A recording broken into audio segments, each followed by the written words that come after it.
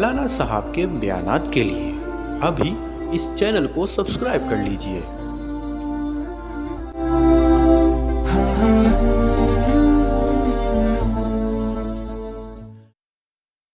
اللہ تبارک و تعالی نے ہم پر بڑا فضل فرمایا ہے، کرم فرمایا ہے کہ اللہ تبارک و تعالی نے ہمیں کلمہ جیسی عظیم نعمت سے نوازا ہے۔ اس کے ساتھ ساتھ اللہ تبارک و تعالی نے جب کلمہ جیسی عظیم نعمت سے نوازا تو پھر اس کے بعد اللہ رب العالمین نے ہمیں اپنے محبوب صلی اللہ علیہ وسلم کی سب سے اعلیٰ ترین امت کے اندر پیدا فرمایا ہے۔ پھر اس سے بڑا احسان اللہ کریم کا یہ ہے کہ اللہ تبارک و تعالی نے ہمیں قرآن کریم جیسی عظیم المرتبت کتاب دی ہے۔ پھر اس سے بھی بڑا فضیلت والا اللہ رب العالمین کا جو ہم پر احسان ہے وہ یہ ہے کہ اللہ کریم نے ہمیں حفاظ دیے ہیں جو قرآن کریم کی حفاظت کے لیے ہمتن موجود ہیں۔ یہ وہ حفاظ ہیں جو قرآن کریم کو سناتے ہیں تراویح کے اندر یا سنتے ہیں، جن حفاظ کے بارے میں آتا ہے کہ یہ محافظ اسلام ہے۔ جو بندہ قرآن کریم کا حافظ ہوتا ہے وہ قرآن کریم کے الفاظ کا محافظ ہوتا ہے۔ وہ قرآن کریم کے جتنے بھی حروف ہیں ان کا محافظ ہوتا ہے، قرآن کریم کی حرکات و سکنات کا محافظ ہوتا ہے۔ مثال کے طور پر اگر ہمارا کوئی گھر ہے، اس گھر کا جو محافظ ہے،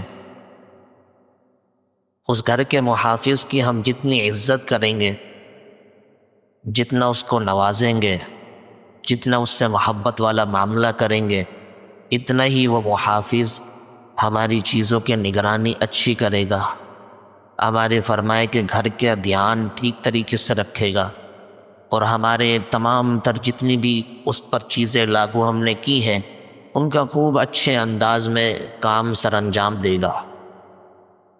لیکن اگر اپنے محافظ جو ہمارا ہے، جو نگران ہے، نگہبان ہے، اور ایک گن مین اور گارڈ ہے، اس سے اگر ہمارا تعلق اچھا نہ ہوا، برتاؤ ٹھیک نہ ہوا، سلوک اچھا نہ ہوا، تو آپ یقین کریں کہ وہ محافظ آپ کی جان بھی لے سکتا ہے۔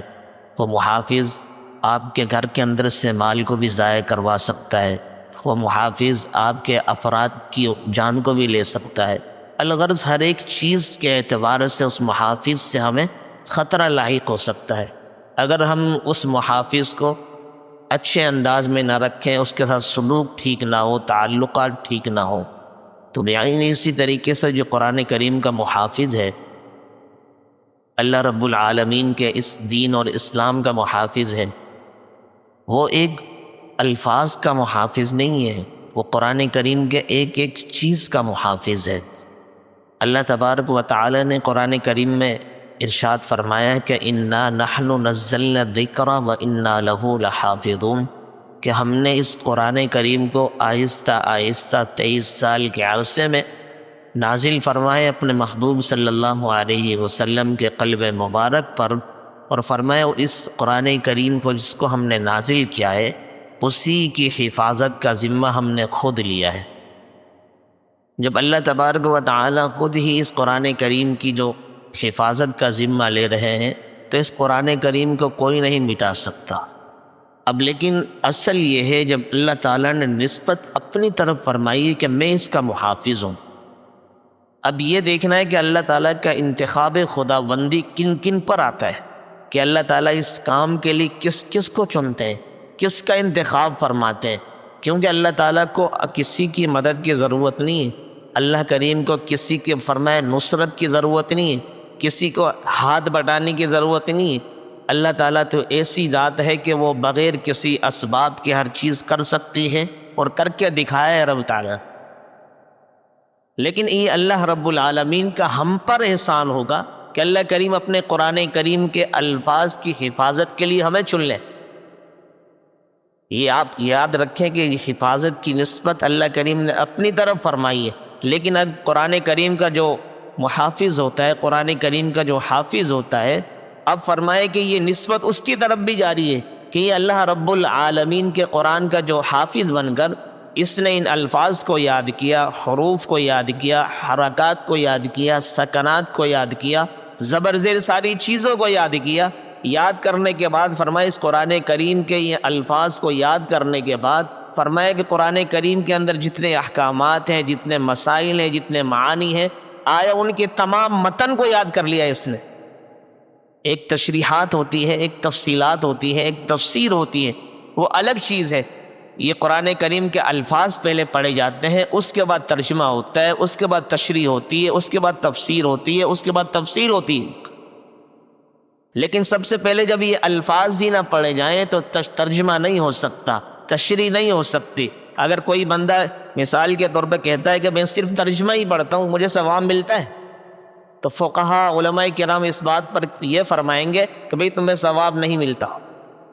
قرآن کریم کے جو الفاظ اپنی زبان سے جب تک ادا نہ کرو تو اردو، انگلش، جتنی بھی زبان ہے اس میں آپ ترجمہ کرتے چلے جاؤ، ثواب نہیں ملتا۔ آپ کو خالی مطالعہ کرنے کا معلومات تو ملے گی، لیکن ثواب الفاظ سے ملیں گے۔ الحمدللہ رب العالمین، اس کا ترجمہ کیا ہے؟ تمام تعریفیں اللہ رب العالمین کے لیے، اس رب کے لیے جو تمام عالم کو پالنے والا ہے۔ یہ ترجمہ ہے اس کا۔ کوئی بندہ الحمدللہ رب العالمین نہیں پڑھتا ان الفاظ کو، لیکن ترجمہ کرتا ہے تو اس کی معلومات میں، اس کی نالج میں اضافہ تو ہو سکتا ہے، لیکن فرمایا کہ ثواب اس طرح نہیں مل سکتا جسے قرآن کریم کے الفاظ کو پڑھنے سے ثواب ملتا ہے۔ ہم کہتے ہیں کہ ایک حرف کو پڑھنے سے 10 نیکیاں ملتی ہیں عام دنوں کے اندر، لیکن فرمایا کہ جو بندہ یہ تمام تعریف اللہ رب العالمین کے لیے، تو اس پر نہیں ملے گا۔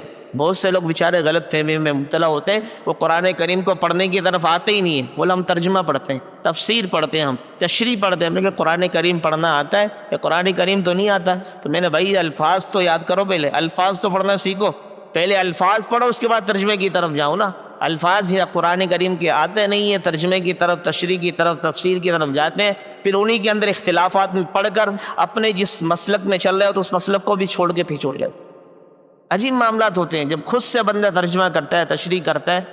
حیرانگی ہوگی کہ ایسے لوگ ایسے مسائل لے کر آتے ہیں کہ کوئی اختلافی مسئلہ ہوگا، رفع الیدین کا مسئلہ لے کر آ جائے، ساتھ ساتھ میں فرمایا کہ قرات خلف الامام کا مسئلہ لے کر آ جائے گا، فاتحہ خلف الامام کا مسئلہ لے کر آ جائے گا۔ اس سے پوچھا جاتا ہے کہ قرآن کریم پڑھنا آتا ہے کہ یہ تو نہیں آتا۔ تو میں نے یہ کس چیز آپ کو کن لوگوں نے الجھا دیا چیز کے اندر؟ کہنے لگے نہیں وہ اس میں ہم پڑھتے تھے نا بخاری شریف کی، ہم نے اس کا ترجمہ دیکھا ہے فلاں فلاں۔ میں نے کہا بخاری کے الفاظ آتے ہیں؟ کہا وہ تو نہیں آتا۔ تو بھائی کن چکروں میں پڑھ گئے؟ پہلے قرآن کریم کے الفاظ یاد کرے۔ قرآن کریم کے الفاظ تو آنے چاہیے، زبان پہ جاری تو ہے کہ مسلمان تو ہے، لا الہ الا اللہ محمد الرسول اللہ کالی کہنے سے مسلمان نہیں ہے، بلکہ قرآن کریم کو اس کو آتا ہے پڑھنا کم از کم ناظرہ۔ تو یہ قرآن کریم اللہ رب العالمین نے جب ہمیں دے دیا ہے کہ اللہ تعالیٰ نے ایک ہم پر بڑا احسان فرمایا ہے، اور اگر جن لوگوں کو چن لیا ہے ان پر تو خاص فضل فرمایا ہے۔ اور آپ کو پتہ ہے اللہ کریم خود قرآن کریم میں فرماتے ہیں قل بفضل اللہ وبرحمتہ فبذلک فلیفرحوا۔ اپنے محبوب صلی اللہ علیہ وسلم سے ارشاد فرما لے اللہ تعالیٰ کہ اے میرے محبوب، بفضل اللہ، میرے فضل سے، وبرحمتہ، میری رحمت سے، فبذلک، اس وجہ سے، فلیفرحوا، تمہیں کیا کرنا چاہیے؟ خوش ہونا چاہیے۔ قرآن کریم کا مل جانا، قرآن کریم کا حافظ بن جانا، قرآن کریم کو پڑھ لینا، قرآن کریم کو تراویح میں سنا لینا، سن لینا، یہ اللہ تعالیٰ کا فضل نہیں ہے، یہ اللہ تعالیٰ کی رحمت نہیں ہے، یہ اللہ تعالیٰ کی اس رحمت اور فضل پہ آدمی کو خوش نہیں ہونا چاہیے۔ کتنا بڑا فضل ہے، کتنا بڑا کرم ہے کہ کتنے لوگ ہیں ہمارے اڑوس پڑوس میں، آگے پیچھے، احباب متعلقین میں، لیکن کسی کو توفیق نہیں ہوئی۔ بہت کم لوگ آئے جنہوں نے تراویح کو پڑھایا، سنایا۔ ہر کسی کو توفیق تھوڑی ہوتی ہے۔ اللہ تعالیٰ جس کو پسند فرماتے ہیں اسی کو مصلی، امام الانبیاء کے مصلی پر کھڑا فرماتے ہیں، ہر کسی کو نہیں فرماتے۔ دوسری بات اس کے اندر یہ ہے کہ بھئی ہمارے قرآن کریم پڑھنے والے جو حفاظ ہیں ان کی خدمت میں مؤدبانہ گزارش کرتا ہوں کہ قرآن کریم کو ٹھیک طریقے سے پڑھیں، قرآن کریم کے ساتھ مذاق نہ کریں، قرآن کریم کو غلط نہ پڑھیں، قرآن کریم کے الفاظ کو نہ بگاڑیں۔ خدا کی قسم جتنی اس پر فضیلت ہے اسی نے پکڑ بھی ہے. کہہ رہے ہیں کہ حافظ قرآن کا بڑا مرتبہ ہے، بڑا اس پر اللہ کا فضل ہے، خاص انعام ہے، اللہ تعالیٰ نے نسبت اس کی طرف کر دی ہے. لیکن یاد رکھنا جو بندہ قرآن کریم کو غلط پڑھتا ہے اس کے اللہ تعالیٰ کی ہاں پکڑ اتنی زیادہ ہے کہ اللہ رب العالمین ایسے پکڑتے ہیں عام آدمی سے زیادہ بدتر اس کو پڑھتے ہیں. تو قرآن کریم کو ٹھیک طریقے سے پڑھیں. اللہ کے حبیب نے ایک جگہ فرمایا اقرأ القرآن بلحون العرب، کہ قرآن کریم کو عرب کے لہجے میں پڑھو. آج ہمارا لہجہ پتہ نہیں ہے تو لہجہ تو اپناتے ہی نہیں ہے. اللہ معاف فرمائے، ایک محنت نہیں کرتے ہم. صاف سی بات یہ ہے اگر ہم قرآن کریم پر صحیح طریقے سے محنت کریں تو ایسا مزہ آئے کہ آپ یاد رکھیں گے، آپ کو مزہ آئے گا، پڑھنے والے کو بھی سننے والے کو بھی. اور قرآن کریم جب پڑھ لیں گے آپ خود بھی مطمئن ہو گیا میں نے کچھ سنایا ہے. جب بندہ سنانے والا ہی مطمئن نہیں ہے پیچھے سننے والے کہاں سے مطمئن ہوں گے؟ جب آپ خود مطمئن نہیں کہ یار میں نے کیسے سنایا ہے، پتہ نہیں کیا یعلمون تعلمون چل رہا تھا، کچھ پتہ ہی نہیں ہے. جب مجھے نہیں پتا ہے کہ یار میں کون سی آیت چھوڑ کے چلے گیا، کون سی آیت کو غلط پڑھا، تو پیچھے والوں کو تو بیچارے وہ تو اللہ ہی حافظ ہوتے ہیں نا. آپ کو معلوم ہے ہر ایک بندہ تھوڑی کوئی حافظ ہوتا ہے. تو قرآن کریم کو ٹھیک طریقے سے پڑھیں. حدیث شریف میں آتا ہے کہ قرآن کریم بعض پڑھنے والوں پر لعنت کرتا ہے، بعض پڑھنے والوں پر لعنت کرتا ہے. وہ کس طرح کہ غلط پڑھے، لہنے جلی کی غلطیاں کرے، زبر زیر کی غلطیاں کرے، الفاظ کی غلطیاں چھڑے، اس طرح کی باتیں کرے. وَلَهُمْ عَذَابٌ عَلِيمٌ ہے تو وہ کچھ اور ہی پڑے جا رہے. وَلَهُمْ عَذَابٌ مُهِينٌ، ایک ہے دردناک عذاب، ایک ہے ذلیل کرنے والا عذاب. دونوں میں فرق آ گیا نا. ایک کہہ رہے ہیں کہ ان الذین، جلد بازی میں ہوتا پتہ کیا ہے، ان الذین کفروا من اہل الکتاب والمشرکین فی نار جہنم. ترجمہ کرتا ہوں پہلے پھر سمجھ میں آئے گا. ان الذین کفروا، بے شک وہ لوگ جو اہل مشرکی مطلب کافر ہوئے مشرکین میں سے، والکتاب، اور اہل کتاب میں سے. فرمایا کہاں پر ہوں گے؟ فی نار جہنم، جہنم کی آگ میں ہوں گے. خالدین فیہا، اس میں ہمیشہ رہیں گے. اب آگے کیا ہونا چاہیے؟ اولئک ہم شر البریہ، کہ یہ بڑی بدترین مخلوق ہے. اس طرح کی جو ایسے جو لوگ ہوں گے بڑے بدترین لوگ ہوں گے. لیکن کوئی بندہ جلد بازی میں کہ اولئک ہم خیر البریہ، کہ لوگ بڑے بہترین لوگ ہیں. بتاؤ اللہ تعالیٰ کے اصول و ضابطے کو تبدیل کر دیا. یہ اللہ تعالیٰ کا قرآن ہم پر رحمت بنے گا یا نعوذ باللہ یہ لعنت بن جائے گا؟ اسی طریقے سے کسی نے خدا نہ خاص ایسے کر دیا ان الذین آمنوا وعملوا الصالحات، کہ بے شک وہ لوگ جو لوگ ایمان لے کر آئے، نیک اعمال کیے، اولئک ہم خیر البریہ. ترجمہ اس کا یہ کہ یہ بڑی بہترین مخلوق ہے، بہت اچھے لوگ ہیں. لیکن خدا نہ خاص جلد بازی اولئک ہم شر البریہ کہہ دیا. کیا مطلب ہے؟ تو بڑے بدترین لوگ ہیں. بتاؤ ایمان والے اور نیک اعمال کرنے والے بدترین ہو گئے تو پھر کون کافر اچھے ہوں گے؟ یہ چند ایک باتیں آپ کے سامنے مثالیں ذکر کر رہا ہوں تاکہ بات سمجھ میں آئے. آپ یقین کریں کہ میں تو واللہ ایک تو طبیعت بھی ٹھیک نہیں ہے، ساتھ ساتھ میں دل بھی مطمئن نہیں ہے. یہاں پہ میں نے سنا مزہ نہیں آیا بالکل بھی. یہاں کے میں نے ساتھی کا سنا جو بالکل میرے جیسا ہوا دل کا. میں نے یار کیوں ہماری ذمہ داری، کیوں ہم گناہ گار ہو رہے ہیں، ہماری ذمہ داری میں کیوں چل رہی. اوپر ساتھی کی ریکارڈنگ منگوائی تو اوپر بھی علامان الحفیظ. اتنے سالوں سے قرآن کریم پڑھا جا رہا ہے. تو خیر میں نے تو انتظامیہ والوں سے یہ عرض کر دیا، میں نے کہ یار میں تو آئندہ سال، تو میری تو الحمدللہ جہاں میں ترتیب بناتا ہوں نا جن ساتھیوں کی، ان کو پہلے امتحان لیا جاتا ہے، ان کو پہلے ٹیسٹ لیا جاتا ہے، میرے معیار کے مطابق ان کو کھڑا کرتا ہوں. نہیں ہے تو کوئی مسئلہ تھوڑی، کوئی فرض واجب تو نہیں تراویح میں کھڑا ہونا تمہارا. بھائی قرآن اچھی طرح یاد کر لو نا پہلے، اس کے بعد سنا دو. ضروری تو نہیں ہے.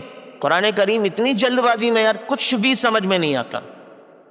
میں 17 سال سے الحمدللہ میں نے 17واں سال ہے یہ قرآن کریم کو سنانے کا، اور بحمدللہ صبح سے شام تک قرآن کریم کے ماحول میں ہوتا ہوں. قرآن کریم کو سننا، سنانا، پڑھنا، پڑھانے سے تعلق ہے، سارے معاملات ہیں. لیکن قرآن کریم اتنی جلد بازی میں پڑھا جاتا ہے یار، ایسے پڑھا جاتا ہے، اتنا غلط پڑھا جاتا ہے. تو میں تو اس میں دلی طور پر عجیب دل خراب ہوا میرا. میں نے کہا یار کیسے پڑھنا ہے یار، محنت کیوں نہیں کرتا. حالانکہ میں نے پہلے بھی طلب کیا تھا، میں نے کہا ساتھی مجھے آ کے امتحان دے دے، میری مجھ سے ملاقات کر لے رمضان سے پہلے، لیکن ملاقات کے لیے بھی نہیں آئے. خیر میری تو ذمہ داری یہاں کی نہیں تھی کہ میں یہاں کی ترتیب بناتا. البتہ انہوں نے کہا ہے کہ یار یہ آپ کے بیان ذمہ ہے. میرا بیان تو ذمہ ہے، دعا تو ذمہ ہے، لیکن میں اس صورت میں کروں گا نا، میں بات کیا کروں وہاں پہ مجمع کے اندر کہ جب میرا دل ہی مطمئن نہیں ہے، میں نے سنا ہے تو عجیب طریقے سے پڑھ رہے ہیں. ایسا نہیں ہوتا. دیکھو اس طرح اگر پڑھیں گے تو اللہ معاف فرمائے کہ قرآن کریم کو بگاڑنے والے تو ہم ہی ہو گئے نا، پھر خراب کرنے والے تو ہم ہو گئے. تو پھر سدھارے کی کیا عوام الناس؟ یہ ہمارے حفاظ اگر بیڑا غرق کر دیں قرآن کریم کا، تو اس قرآن کریم کو ٹھیک طریقے سے کون پڑھے گا بھائی؟ تو اس قرآن کریم کو ٹھیک طریقے سے پڑھو. واللہ بہت عجیب سا ہوتا ہے میں کبھی سوچتا ہوں کہ یار اتنا جلد بازی میں کیا ہوتا ہے، 15 منٹ پہلے 10 منٹ پہلے فارغ ہوں گے، اس سے زیادہ نہیں، 20 منٹ لگا دے، آدھا گھنٹہ لگا لو، لیکن کیا ہوگا اس سے یار؟ کچھ بھی نہیں۔ 1 مہینہ ملتا ہے سال کے اندر، اس کے اندر سے فرمایا کہ کچھ ہی دن ملتے ہیں اس مہینے کے اندر بھی، اس میں بھی پورا دن بھی نہیں چاہیے ہمیں بھائی، 2 گھنٹے 1.5 گھنٹہ لگا لے بندہ تراویح میں۔ بھائی کہ تھک جاتے ہیں، جلد بازی اس لیے کرتے ہیں، بھائی تھکیں گے تبھی تو اجر ملے گا نا، ایسے تھوڑی جنت اتنی آسانی سے تھوڑی ملتی ہے، ایسے تھوڑی کوئی اعمال کے اندر وزن ہوگا، کچھ نہ کچھ دکھانا پڑے گا، کبھی گرمی کو برداشت کرنا پڑے گا، کبھی کیا ہے کبھی کیا ہے کبھی کیا ہے، کبھی آدمی کی تھکاوٹ ہے، ایسے اتنی آسانی سے تھوڑی کوئی جنت مل جاتی ہے۔ صحابہ کرام کے نقشہ آپ کے سامنے نہیں ہے کیا؟ اللہ کے رسول علیہ الصلوۃ والسلام کے جو صحابہ تھے، آپ کو پتہ ہے 2 کھجور سے سحری کرتے تھے، اور 2 کھجور ہی سے افطاری فرمایا کرتے تھے، اس کے بعد پورا دن میدان جہاد میں ہوتے تھے، گھوڑوں کے اوپر ہوتے تھے، کمسان کی لڑائی میں ہوتے تھے۔ کیا آپ کو تو پتہ ہے کہ عرب کی تپتی ہوئی کس طرح کی دھوپ ہوا کرتی تھی، گرمی شدت کی، عرب کی جو ہے مشہور ہے دھوپ، اس کے اندر گرمی کے اندر وہ دن کے اندر اور رات کے اندر اللہ کے سامنے قیام اللیل کر رہے ہیں، تراویح کے اندر کھڑے ہوئے ہیں، لمبی لمبی رکعتیں پڑھ رہے ہیں، لمبے لمبے سجدے کر رہے ہیں، لمبے لمبے قیام کر رہے ہیں۔ ایسے تھوڑی اللہ تعالیٰ نے ان کو رضی اللہ عنہ ورضوا عنہ فرمائے، وَكُلًّا وَعَدَ اللَّهُ الْحُسْنَى فرمایا، ایسے تھوڑی اللہ رب العالمین نے فرمائے اولئک هم الفائزون۔ یہ سارا اسی وجہ سے کیا انہوں نے قربانیاں دی ہیں اس دین کی خاطر۔ آج میں اور آپ اگر مسلمان بیٹھے ہوئے مسجد میں بیٹھے ہوئے، داڑھی ہمارے چہرے پر، یہ صحابہ کرام کا ہی تو ہے صدقہ، جس کی وجہ سے آج بھی یہاں پر بیٹھے ہوئے۔ اب قرآن کریم جیسی عظیم المرتبہ کتاب بھی ہم تک پہنچائی، اب اس کے اگر محافظ بنیں گے، صحیح معنی میں اس کو پڑھیں گے، تو آپ یقین کریں گے قرآن کریم کے اچھے محافظ ہوں گے، اور ہم سمجھو پورے دین کے محافظ کہلائیں گے۔ تبھی میں نے ابتدا کے اندر عرض کیا محافظ اسلام ہے، حافظ قرآن کو محافظ اسلام کہا جاتا ہے، کہ اسلام کا محافظ ہے، قرآن کریم کے الفاظ اس نے یاد کیے ہوئے۔ وہ اس وجہ سے ایک واقعہ آپ کو سناتا ہوں۔ دارالعلوم انڈیا کے ہمارے اہل دیوبند کا جو مدرسہ ہے، وہاں پر انگریز نے جب بڑی سازش کھیلی، پانی ہے سازش کھیلی کہ قرآن کریم کے جتنے بھی نسخے ہیں نا، قرآن کریم کے ادھر سب ساتھی متوجہ ہو رہے، قرآن کریم کے جتنے بھی نعوذ باللہ نسخے، تمام کو جلا دیا جائے، تمام کو جمع کیا۔ وہاں کے انگریز ظاہر ہے کہ وہ کافر ہے اور قرآن کریم کے مخالف ہیں اس شروع سے ہی۔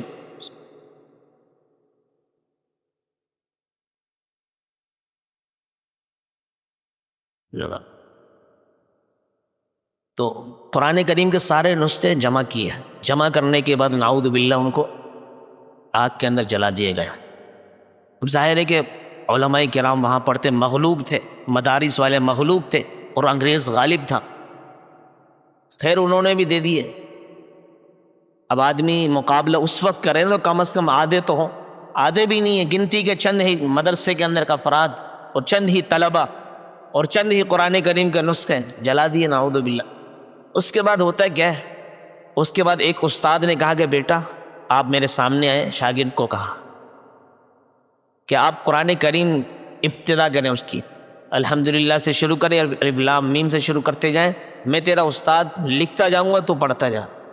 شاگرد الف لام میم ذالک الکتاب لا ریب فیہ ھدی للمتقین سے شروع کیا، اور من الجنۃ والناس آخری جو سورت ہے سورۃ الناس اما بارے کی 30ویں بارے کی، وہاں تک استاد کے سامنے پڑھتا چلا گیا، استاد لکھتا چلا گیا۔ یہاں طالب علم کا من الجنۃ والناس پڑھنا بند ہوا، یہاں استاد کا من الجنۃ والناس لکھنا بند ہوا۔ یہ قرآن کریم کا دوبارہ نسخہ تیار ہوگی۔ تبھی تو اس وقت کسی شاعر نے اس شعر کو کہا تھا کہ کیوں نہ ہو ممتاز اسلام دنیا بھر کے دینوں میں، وہاں مذہب کتابوں میں، یہاں قرآن سینوں میں۔ کہ تم قرآن کو نعوذ باللہ الفاظ کو نا تم مٹا تو سکتے ہو، جلا تو سکتے ہو، لیکن ہمارے دلوں سے کس طرح نکالو گے اس قرآن کریم کو؟ تو میرے عزیزو اس پہ یوں قربانیاں دی گئی ہیں۔ اس کے اوپر آپ کو معلوم ہے کہ قرآن کریم کو یاد کرنا سرے سے شروع سے کوئی مشکل نہیں ہے۔ اس پر چند ایک واقعات ہیں، ایک واقعہ آپ کے سامنے رکھتا ہوں۔